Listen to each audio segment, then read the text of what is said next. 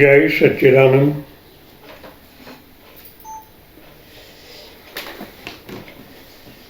आज हम वही ओमकार जो हम डेली रात को 9 बजे करते हैं, उनका विवरण और भी डीप में जाकर समझने की कोशिश करते हैं, क्योंकि ये आध्यात्म विज्ञान इतना गहरा है। क्योंकि जितना ये डीपनेस जाता है उतने ही हम हमारे आंतर जगत में प्रवेश कर पाते हैं।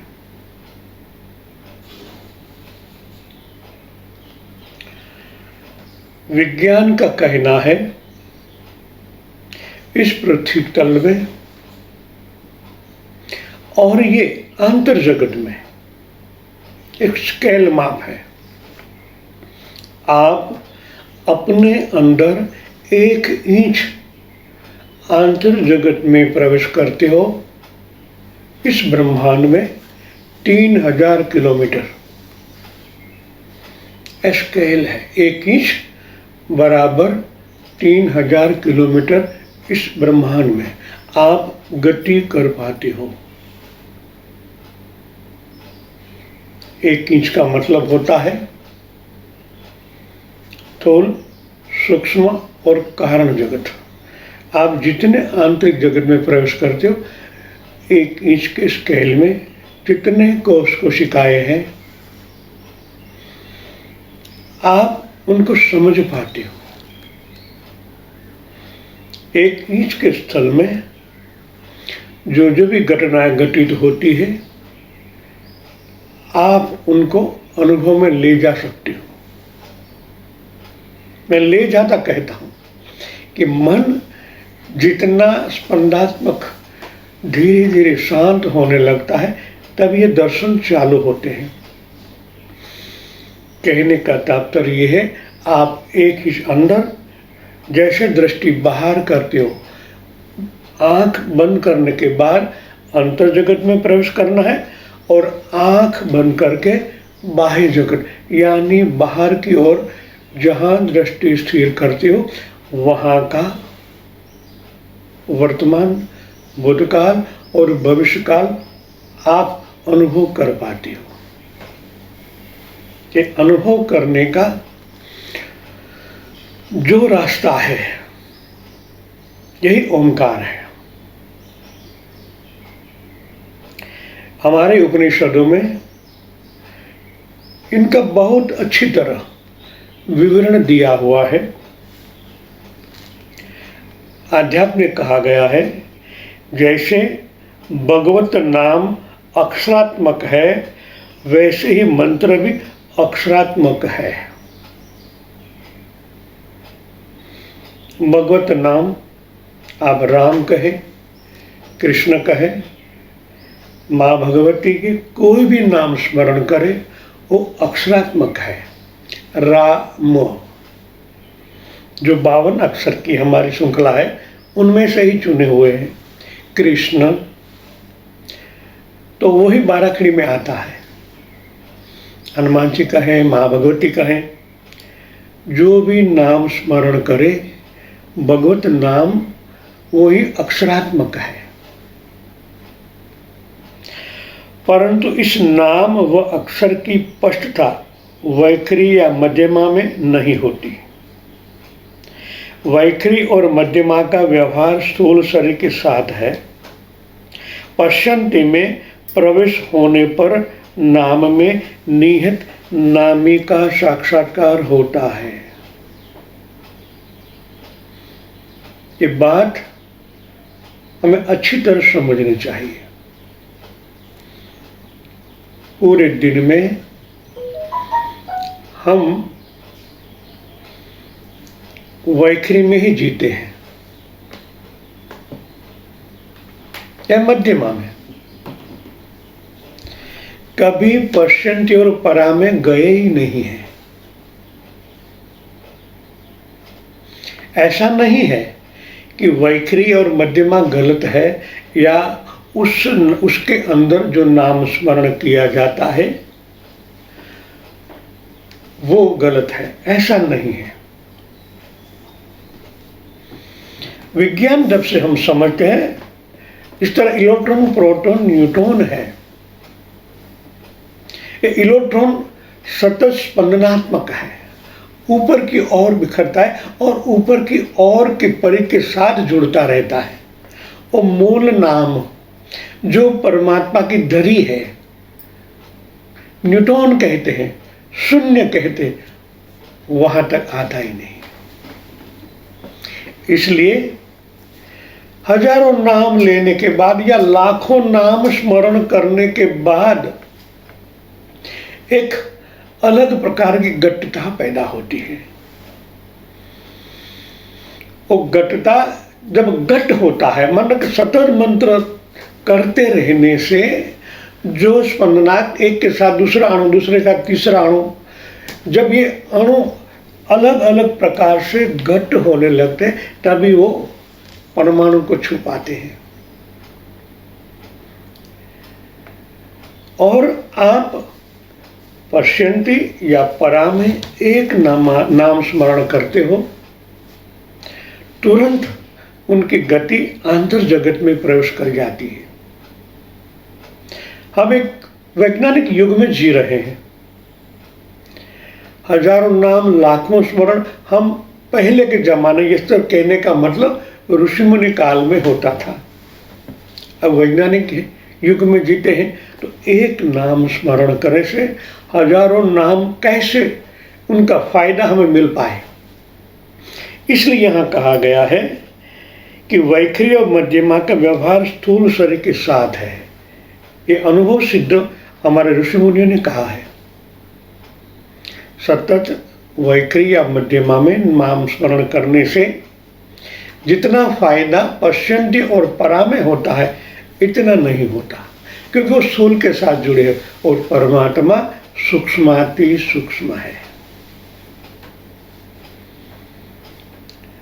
हमारी दृष्टि बाह्य जगत में रहती है, इसलिए हम वैखरी का उपयोग ज्यादातर करते हैं। तो मंत्रों के अंदर भी वैखरी का ही उपयोग किया जाता है। कड़ी मेहनत करनी पड़ती है। हमारा शास्त्र वचन तो ये है कि हमारी बॉडी का नाभि 72,000 नाड़ी के साथ जुड़ा हुआ है, और पश्यन्ति भी और परा वहां है। आप परा से एक शब्द का झंकार करते हैं या ओंकार करते हैं, तो उनका जो स्पंदन उत्पन्न होता है 72,000 नाड़ी में स्पंदनित होता है, लगता है। ये अनुभव सिद्ध है। एक उच्चार सीधा 72,000 नाड़ी, 72,000 नाड़ी से 3.5 लाख नाड़ी, उनके बाद प्लाज्मा के साथ कनेक्टेड हो जाता है।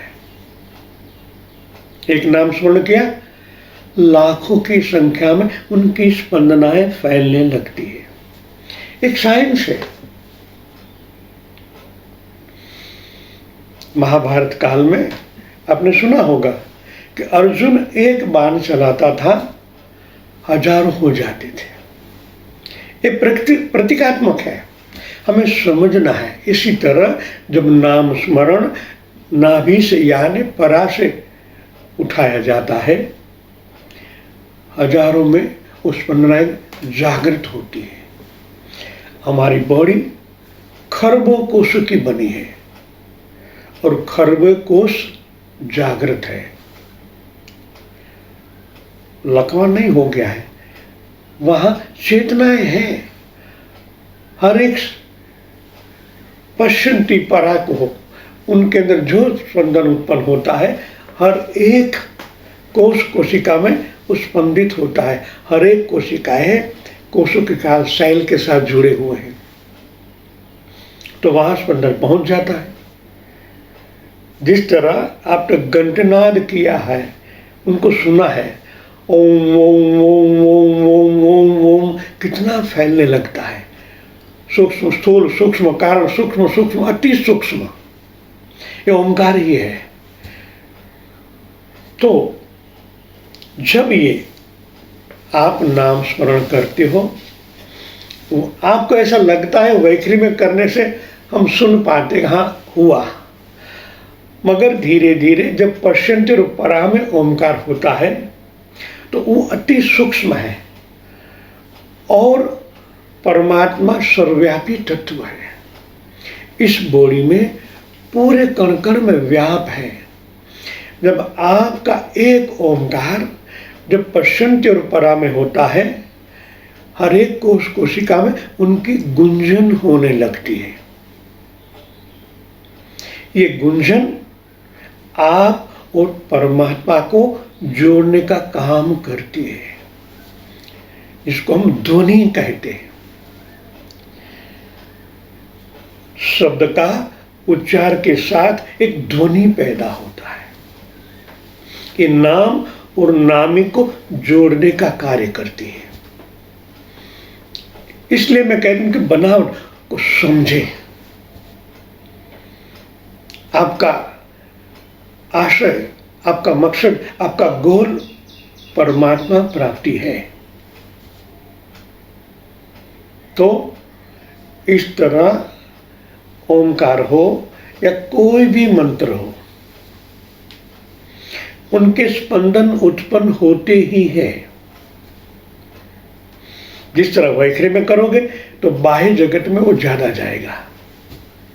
बाह्य जगत मानो परमात्मा, देवतागण, उनसे भी निचली कक्षा के देवतागण। हमारे 33 कोटि देवता की बात हो रही है हमारे शास्त्रों में, तो आपका कनेक्शन वहां होगा वैखरी से। सिद्धि भी ऐसी मिलेगी, परमात्मा नहीं मिलेंगे। जहां तक नाम से नामी का कनेक्शन नहीं होता, वहां तक ईश्वरी चेतना प्रगाढ़ से आपको प्राप्त नहीं होती। हमारा मकसद साक्षात्कार है। जो सर्वव्यापी तत्व है उनके साथ जुड़ना है।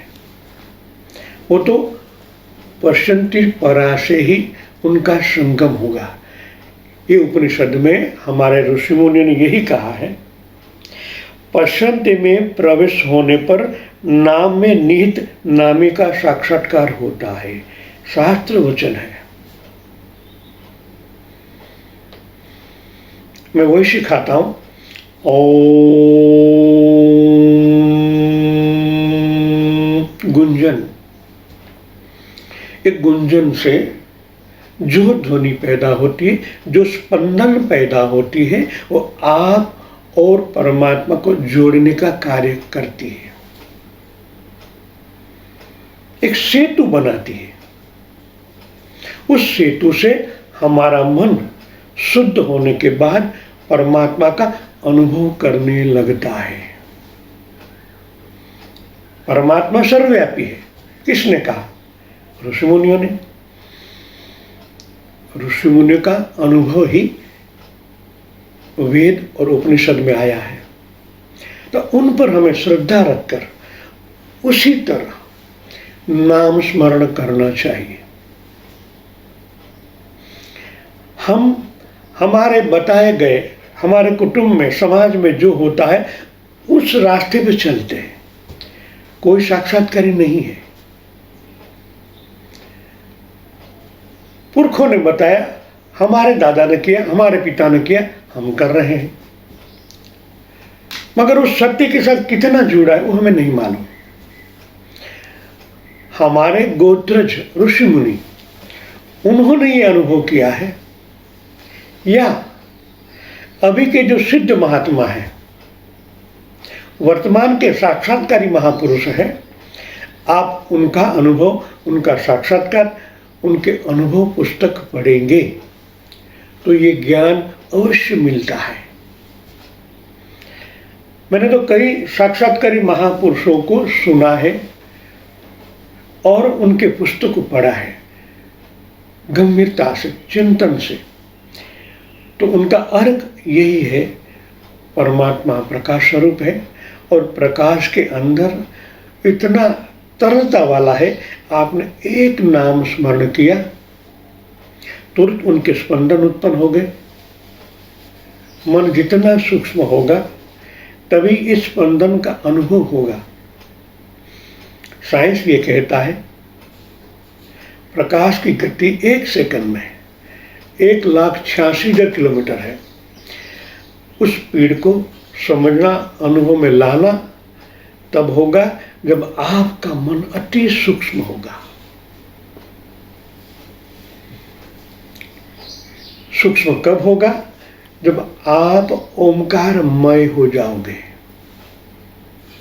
इसलिए मैंने ओमकार को आपको गति में कैसे लाए बताया।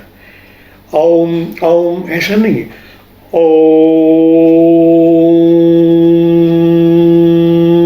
एक गुंजन है, ये अवकाश है। आपका मुख ओमकार करने से पोला होता है और जीभ बीच में आ जाती है। ऊपर का होठ, नीचे का होठ जब एक होता है तो बीच में एक अवकाश उत्पन्न होता है, जीभ सेंटर में आ जाती है। तब जो अवकाश के अंदर ओमकार का नाद गुंजन होता है, तब वो धीरे धीरे धीरे ओम नाभि तक पहुंचता है। शुरुआत वैखरी से हुई, पर पहुंचता है नाभि से, या नाभि से उठाओ तो बाह्य जगत में इलेक्ट्रॉन द्वारा बाह्य जगत में जाता है। आप उनको प्रैक्टिकल करें। खाली ओमकार करने से ज्यादा फायदा नहीं होगा। जब आप एक ओमकार करते हो तो पहले आपने हवा भरी नाभि में, ओम, पूरी बॉडी में हलचल, एक स्पंदन पैदा हो जाती है। स्पंदन से आंतरिक जगत में एक एक कोष में, मूल में, जिसको हम सेल कहते हैं, सेल के नाभि में यही प्रकाश है। वहां तक गुंजन पहुंचनी चाहिए।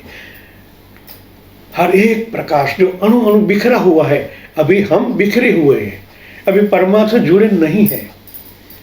आपका प्रकाश, अंदर प्रकाश और बाह्य प्रकाश एक हो जाता है, तब कुछ करने की जरूरत नहीं रहती। अभी हम इसलिए करते हैं, हमारा आंतर प्रकाश और बाह्य प्रकाश एक हो जाए, इनको ही साक्षात्कार किया जाता है। यह अनुभव सिद्ध बात है। इसलिए जिस तरह हम एक घूंटते हैं शुरुआत में, बच्चा शुरुआत में, इसी तरह ये ओंकार की गुंटन है, गूंटना है। कहाँ? आपके अंतःकरण में। उस गुंजन में मन को ओतप्रोत कर दे। पहले हजारों करने पड़ेंगे, सैकड़ों, धीरे धीरे एक ओमकार में आप लीन हो जाओगे। कहाँ? आपके ईश्वर के साथ। आपका और मेरा ईश्वर प्रकाश स्वरूप है, सत्य स्वरूप है। सत्य माने सर्वव्यापी तत्व। ये इतना तरलता वाला, इतना स्पंदनात्मक है। आपने सहज लहर उठी, स्पंदन जागृत हो गए। खाली स्पंदन जागृत नहीं होते, जो तरलता पैदा होती है वो तरलता आपको खुद को रिकॉर्ड कर रही है। एक संपूर्ण सत्य है। जिस तरह मोबाइल रिकॉर्डिंग कर रहा है, वीडियो में तो क्या होता है, रिकॉर्डिंग भी होता है और आप खुद रिकॉर्ड हो जाते हो। इस सत्य को समझे आप। आपका शब्द भी रिकॉर्ड होता है, आप खुद रिकॉर्ड हो जाते हो, क्योंकि आप पंच तत्व के ही बने हो। और पंचो तत्व जागृत है, जो वहां तक स्पंदन जागृत होती है, एक फ्री हैंड बनता है, एक रेखा बनती है, आप रिकॉर्ड हो जाते हो और आप नया प्रारब्ध बना रहे हो। आप जैसे रिकॉर्ड होंगे वैसा ही आपका हुलिया बन जाएगा, और ये हुलिया धीरे धीरे अज्ञात में रिकॉर्ड हो जाने से आप नया जन्म में क्या पाने चाहते हो, आपका देह कैसा होना चाहिए, अभी आप बना रहे हो। मेरी बात को समझो, आपका शब्द को रिकॉर्ड होता ही है, साथ साथ में आप खुद रिकॉर्ड हो जाते हो। ये दोनों का ध्वनि और तरंग का मिश्रण से ही फ्री हैंड भी बनता है और आपका शब्द रिकॉर्ड होने से वैसा ही आप प्राप्त कर लेते हो। तो आपको भविष्य कैसा बनाना है, आप पर निर्भर है। भगवत नाम स्मरण सतत करने से एक प्रकाश की रश्मियां उत्पन्न होती है। तो क्या होता है, शब्द तो वही है, ओमकार से पूरी सृष्टि बनी है, इस शब्द भी उनसे ही बने हैं। कभी मौका मिला तो ओमकार से कैसे ये घटनाएं बनती है, हमारे यहाँ प्रैक्टिकल है। ओमकार से पूरी घटनाएं घटती है, अ उ म क ख ग घ म सब उनसे बनता है और वो बनाने वाले आप हैं। कैसा बनाना है, आप पर निर्भर है। आप जागृत चेतना है। अभी आप सुन पाते हो, बोल पाते हो, आप चेतन हो। इनसे बड़ा क्या प्रूफ होता है, आप प्राणवान हो, चेतन हो। आप चाहो ऐसा उच्चार कर सकते हो, आप चाहो ऐसा नृत्य कर सकते हो, ईश्वर को रिझाने के लिए। आप जो चाहोगे बन जाओगे, आप जो चाहोगे प्राप्त कर पाओगे। जैसा आप बोओगे वैसा तो बनेगा, वैसा ही प्राप्त होगा। तो मैं इसलिए बेहोश से बाहर आने की बात कर रहा हूं कि आप बेहोश से बाहर आए। आप जो हलचल कर रहे, एक एक सेकंड का रिकॉर्ड हो रहा है। समझिए इन बात को, ये रिकॉर्डिंग आप तक प्राप्त होगी। इनको चिंतन में लाएं और सीधा प्रैक्टिकल अनुभव करें। तुरंत परमात्मा प्राप्त होगा, क्यों आप चेतन हो ही। परमात्मा प्राण स्वरूप है तो आप भी प्राण स्वरूप, परमात्मा चेतन है तो आप भी चेतन हो। क्या फर्क है, कुछ तो नहीं। समझिए इन बातों को। आज तक जो गलतियां की, कोई बात नहीं। जब प्रकाश फैलता है अंधकार नष्ट हो जाता है, अज्ञान नष्ट हो जाता है। भगवान ने कहा ना, मेरी शरण में आ, गीता में कहा है, हर पाप दूर हो जाएंगे। एक एक कदम उठाना है। जैसा एक कदम उठावे दूसरा कदम वैसे ही उठ जाएगा। आज से आपको यही कार्य करना है। इनको समझे। घंटा 2 घंटा मैं बोल सकता हूं, मगर आगे का सुनोगे पीछे का चला जाएगा। ये आधे घंटे को 1 बार 2 बार 5 बार समझे, सुने मैं क्या कहने जा रहा हूं। मेरी तरफ है कि मैं आपको खुद को परमात्मा से मिला दूं, मगर ये स्पंदन जैसे आप सुनोगे आपकी चेतना मेरे साथ जुड़ जाएगी। मेरे को जो अनुभव हुआ है आपको हो जाएगा। अभी कहा ना, नाम से नामी। इस माध्यम के द्वारा आप सत्य को जान पाओगे। जब मेरा ये शब्दों को आप सुनोगे, चिंतन मनन में लाओगे, तब ये घटना घटित होगी। जय सच्चिदानंद।